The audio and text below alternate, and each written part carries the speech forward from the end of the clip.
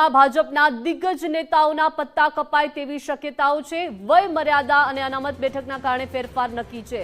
કોંગ્રેસે 25 ઉમેદવાર જાહેર કર્યા છતાં ભાજપમાં મૌન છે।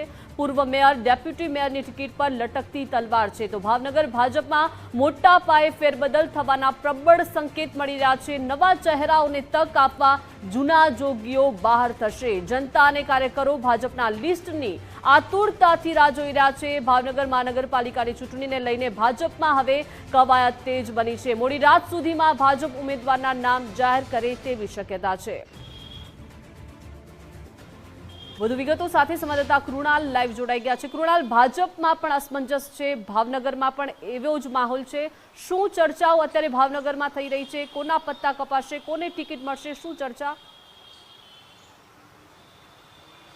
બિલકુલ દીપિકા, જો વાત કરીએ ભાવનગર મહાનગરની તો ભાવનગર મહાનગરમાં કહી શકાય કે 3 દિવસ પૂર્વે કોંગ્રેસ દ્વારા 25 જેટલા જે ઉમેદવારો છે તેની યાદી છે તે જાહેર કરવામાં આવી છે, પરંતુ હજુ સુધી ભાજપ દ્વારા એક પણ ઉમેદવાર છે તેની જે લિસ્ટ છે તે હજી જાહેર નથી કરવામાં। પરંતુ સૂત્રો પાસેથી મળતી માહિતી મુજબ આજ સાંજ સુધીમાં ચોક્કસથી કહી શકાય કે જે ભાવનગર મહાનગરપાલિકાની ભાજપની માટે જે છે તે દાવેદારોની જે વાત છે તેની જે લિસ્ટ છે તે લિસ્ટ સાંજ સુધીમાં આવે તેવી શક્યતાઓ છે। પરંતુ આ બધાની વચ્ચે સૌથી મોટા સમાચાર એ મળી રહ્યા છે કે ભાવનગર મહાનગરપાલિકાની એને લઈને ચોક્કસથી ભાજપના જે મોટા માથાઓ છે તેના પત્તાઓ કપાય તેવી શક્યતાઓ જોવા મળી રહી છે। જેમાં વાત કરીએ તો ભાવનગર ભાજપ શહેર પ્રમુખ કુમાર શાહ કે જે પોતે પણ કોર્પોરેટર હતા, પરંતુ હવે તેમને કહી શકાય કે ભાજપ શહેર પ્રમુખનો હોદ્દો ના કારણે ચોક્કસથી હવે તેમને ટિકિટ નહીં મળે, તેમનું પત્તું કપાય તે નિશ્ચિત છે।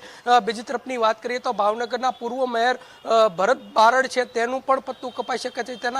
તેની જો વાત કરીએ તો તેમાં ચોક્કસથી તેમને વય મર્યાદા એટલે કે ઉંમર જે છે તે ઉંમર તેમની 60 વર્ષ થઈ જતા તેઓની પણ ટિકિટ છે તે કપાઈ શકે તેવી શક્યતાઓ છે। પૂર્વ જે ડેપ્યુટી મેયર છે મોનાબેન શાહ તેઓની પણ ટિકિટ કપાઈ શકે તેવી શક્યતાઓ છે, કેમ કે તેમની પણ ઉંમર જે છે તે ઉંમરના કારણે તેઓની પણ ટિકિટ છે તે ટિકિટ કપાશે।